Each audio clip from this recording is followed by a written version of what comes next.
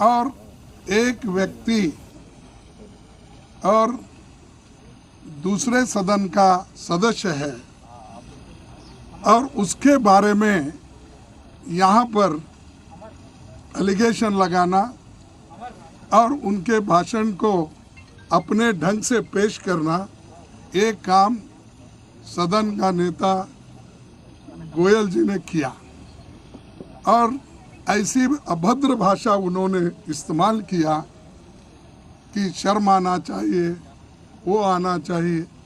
अरे जो चीज़ें राज्यसभा में आप बोल नहीं सकते, अगर आपको बोलना है तो नोटिस देकर लोकसभा में बोल सकते थे, लेकिन उन्होंने ये नहीं किया क्योंकि इस देश के डेमोक्रेसी को अपमान करने का उनका सारा प्रयत्न है और खुद डेमोक्रेसी को यहाँ कुचल रहे हैं।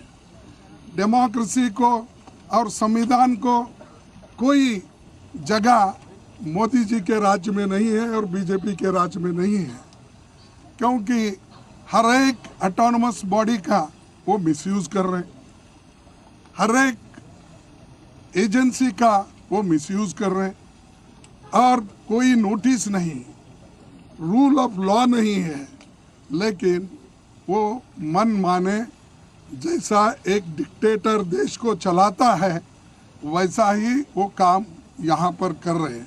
और ये लोग डेमोक्रेसी की बात करते हैं, ये लोग देशभक्ति की बात करते हैं और ये लोग देश के मान सम्मान की बात करते हैं। तो मैं पूछना चाहता हूँ मोदी साहब, मैं आपको 4 उदाहरण देता हूँ, ऐसे तो बहुत है।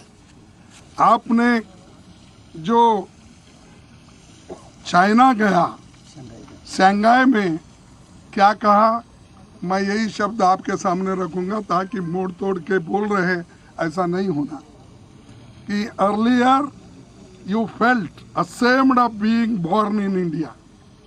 Now you feel proud to represent the country. Indians abroad had all hoped for a change in the government last year. ये किसने कहा? मोदी जी ने कहा, प्रधानमंत्री ने कहा।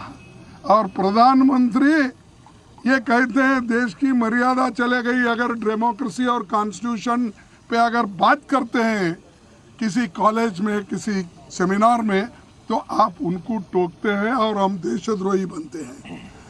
ये देशभक्त वहाँ जाकर ये बात उन्होंने कही